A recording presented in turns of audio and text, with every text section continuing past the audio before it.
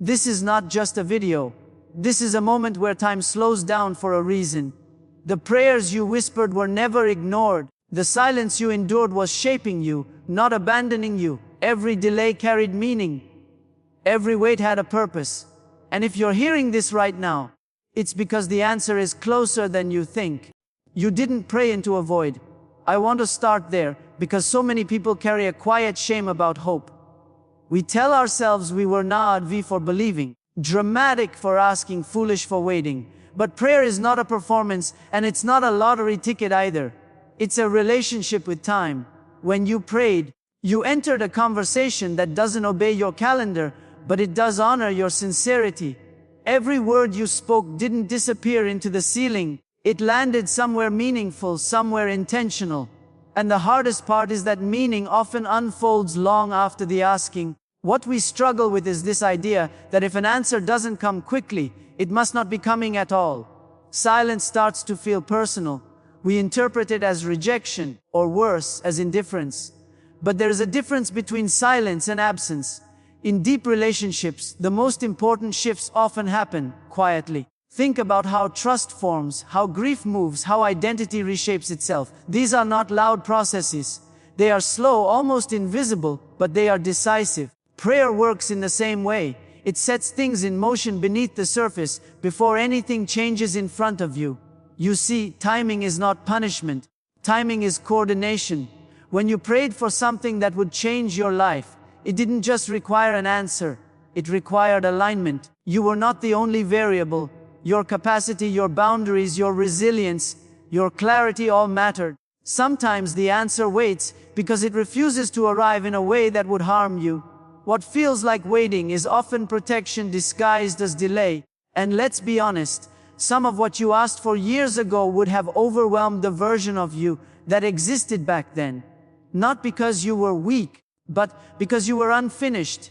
There are prayers that only make sense once you've lived through disappointment, once you've lost illusions, once you've learned how to hold joy without gripping it too tightly. Maturity is not about becoming harder, it's about becoming steadier. And many answers require steadiness. So when we say that 2026 is your year of answered prayers, we are not talking about a sudden reward for good behavior. We're talking about a moment when timing, growth, and readiness finally meet. You didn't just wait, you were being shaped. Every season of doubt taught you discernment. Every closed door taught you to listen more closely. Every almost answer taught you patience. None of it was wasted. There is also something deeply human. We don't say enough. Sometimes prayers return to us changed. Not because they were ignored, but because we changed. What you need now may look different from what you wanted then. But the essence, the longing underneath, has been honored. Answers don't always arrive in the form you imagined, but they arrive in the form you can live with, sustain, and grow from. If you're listening to this and feeling a mix of hope and fear, that's a good sign. It means you still care.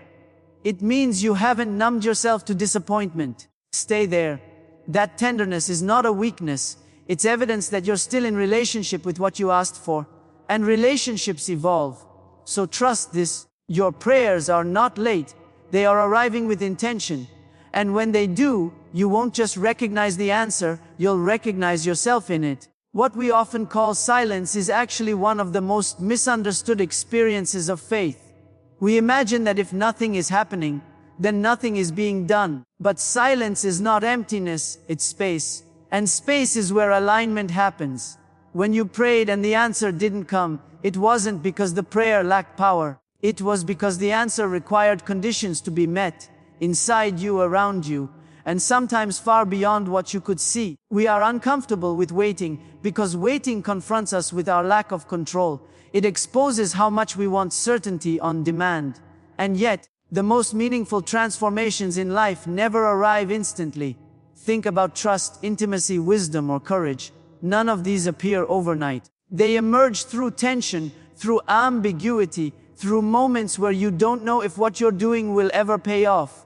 Prayer works in that same terrain. It invites you into a process, not just a result. Delays are not evidence of neglect. They are evidence of discernment. Not everything you ask for should arrive the moment you ask it. Some answers, if delivered too early, would collapse under their own weight. Others would pull you into a future you weren't emotionally or spiritually equipped to sustain. So what looks like silence is often careful timing. It's the pause that ensures the answer won't undo you. There's also something else happening during delay that we rarely acknowledge. Your relationship with the prayer itself changes. At first, you want the outcome. Then, as time passes, you start to confront the meaning behind the desire. You begin to ask yourself why this matters, what it represents, what it's trying to heal or fulfill. Delay has a way of stripping a prayer down to its essence. It clarifies what is truly being asked for beyond the surface request. And here's the paradox: preparation doesn't always feel like preparation. Sometimes it feels like confusion. Sometimes it feels like loss. Sometimes it feels like everything is moving backward. But preparation is not always comfortable. It is precise. It rearranges your inner world so that when the answer comes, it has somewhere to land. It builds the internal architecture needed to hold what you've been asking for. Many people give up in this space. Not because they stop believing, but because believing starts to hurt. Hope becomes heavy when it's carried for too long without visible reinforcement. But endurance is not about forcing optimism. It's about staying present without hardening. It's about allowing uncertainty to exist without turning it into despair. And that too is a form of faith. If you're honest, you might see now that some of the waiting protected you from answers that would have cost you more than they gave. Some doors stayed closed because they were attached to versions of you that no longer exist. Some paths dissolved because they would have led you away from yourself. Delay didn't rob you, it redirected you. So when we say that what felt like silence was alignment, we're naming a deeper truth. Things were being arranged with care, not rushed, not ignored, carefully placed in order, and you were part of that order. Your growth was not incidental to the answer, it was essential to it. The waiting was not wasted time, it was the moment your prayer learned how to arrive. Waiting doesn't just test faith, it reshapes it. And this is the part we rarely talk about honestly. Because refinement is not glamorous, it doesn't feel spiritual, it feels inconvenient, humbling, and at times deeply unsettling. Yet this is where something crucial happens. You become someone who can receive without being undone by what arrives. Early faith often asks for relief. Mature faith asks for capacity.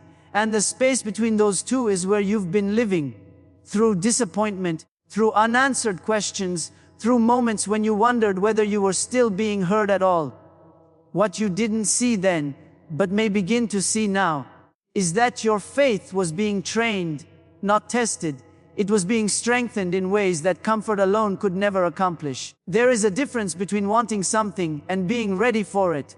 Readiness is quieter. It shows up as discernment instead of urgency, as patience instead of pressure. Over time, you stopped needing the answer to prove your worth. You stopped using outcomes as evidence of being chosen or forgotten. That shift matters more than you realize. Because answers given to a fragile sense of self often become burdens instead of blessings. Think about how often we confuse intensity with readiness. Just because you wanted something deeply didn't mean you were prepared to live with it responsibly.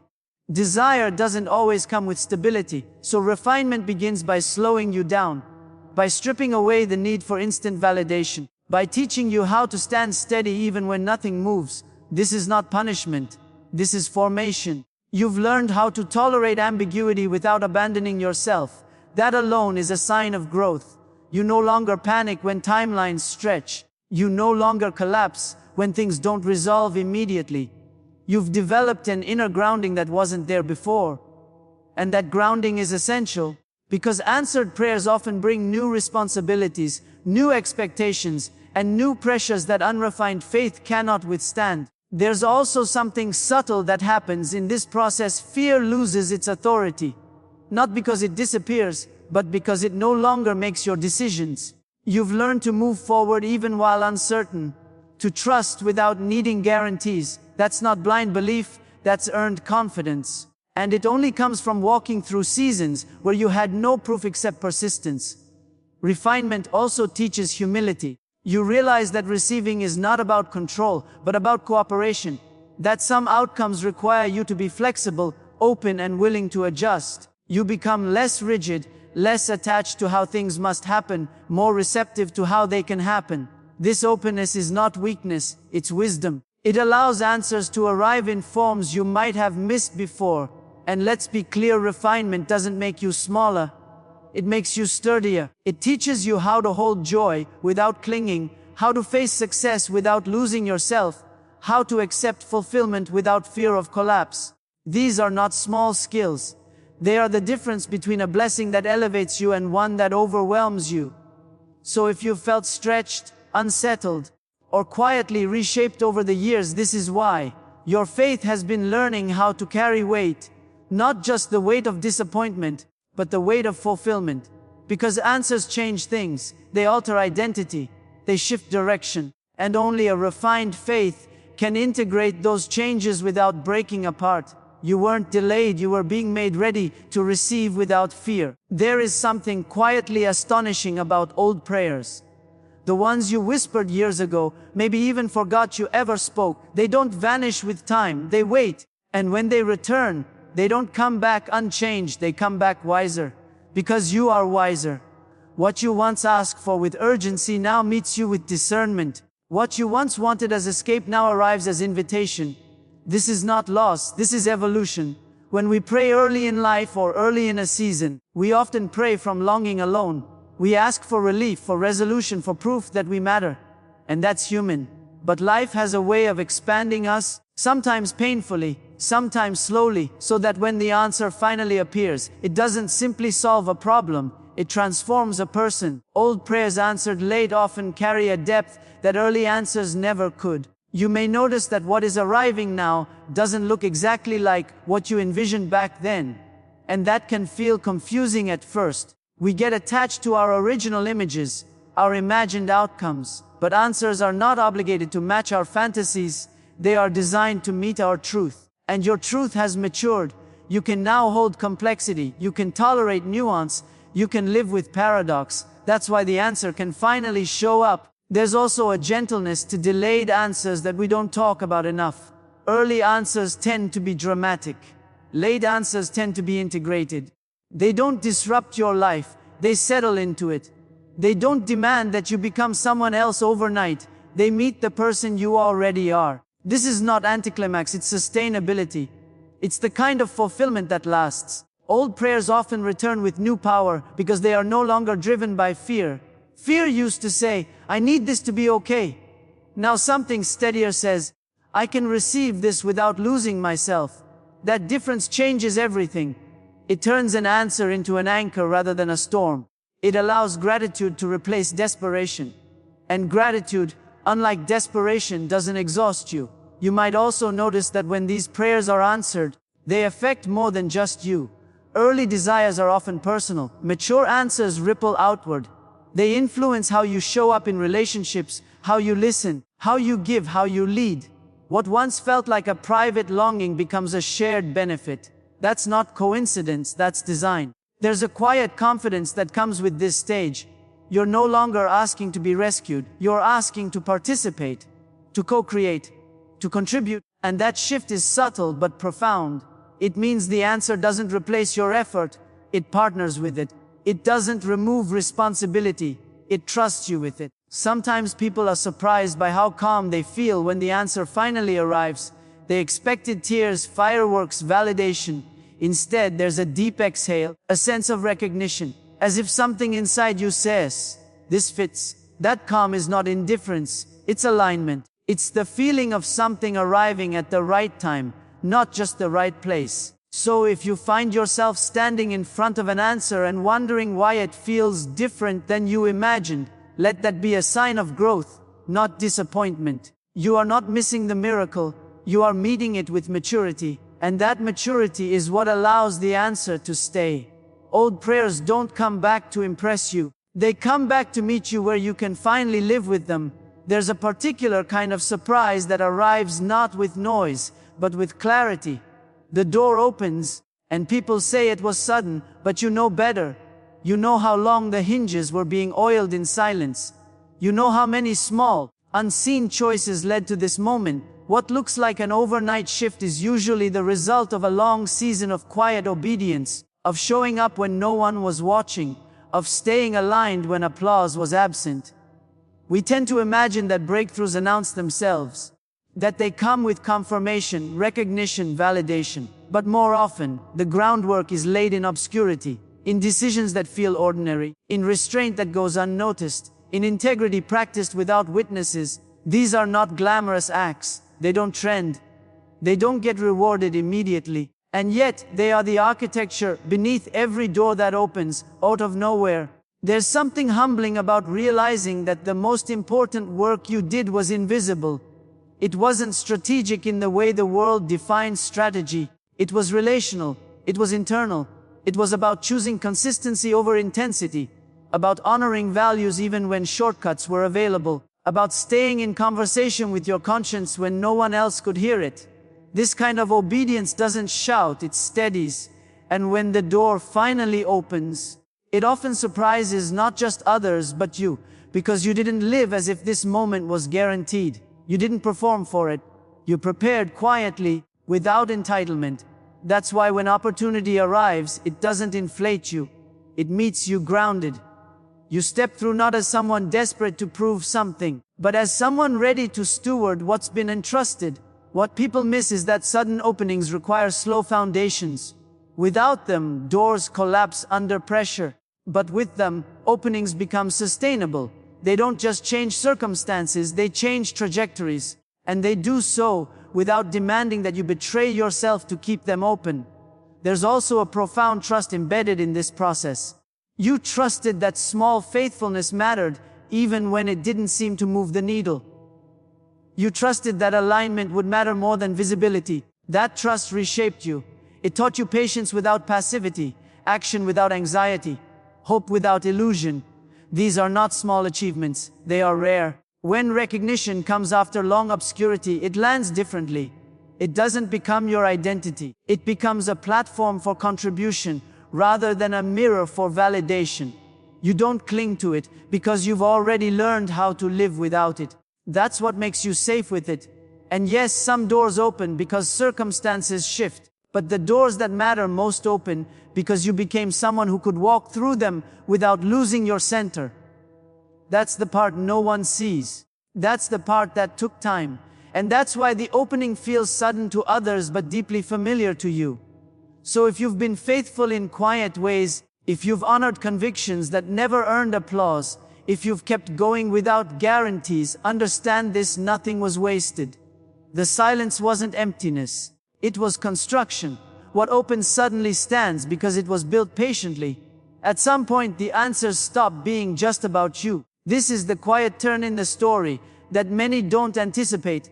You prayed because you were hurting, because you were searching, because you needed something to change, and those needs were real. But when the answers arrive, they don't stay contained within your private life. They begin to speak, not loudly, not performatively, but unmistakably. Your life starts to communicate something you never had to announce. Answered prayers have a way of rearranging your presence. People notice how you move differently now, how you listen without rushing, how you respond without defensiveness, how you carry peace without pretending that everything is perfect. This isn't charisma. It's coherence. When what you asked for meets who you've become, there is an integrity that others can feel, even if they can't name it. You don't become evidence by trying to convince anyone. You become evidence by being congruent, by living in a way where your inner life and outer life are no longer at war. That alignment is compelling. It gives others permission to believe again, not necessarily in your answers, but in the possibility of answers. And that may be the most meaningful impact of all. What's striking is that the answers don't erase your history, they integrate it. Your struggles don't disappear, they become context. They add weight to your words, depth to your empathy. When you speak now, you don't speak from theory. You speak from having waited, doubted, endured, and stayed present anyway. That lived credibility can't be manufactured. There's also a humility that comes with this stage. You know how easily things could have gone differently. You know how much of the journey was out of your control. So gratitude replaces entitlement. Stewardship replaces urgency. You don't cling to what you've received.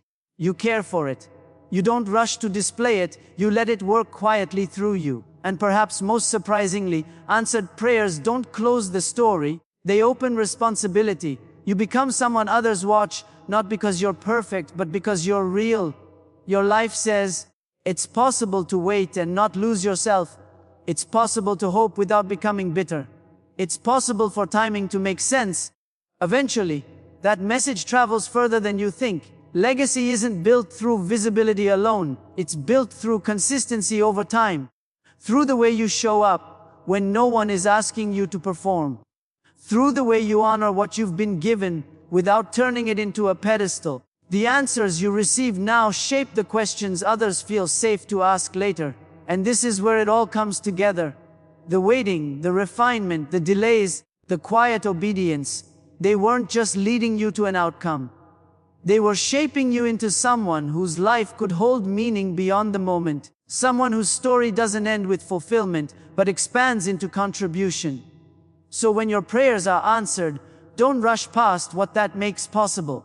Let your life speak gently, steadily, truthfully. Because the most powerful evidence is not what you say was answered, but how you live once it is. Your life becomes the answer others have been waiting to see.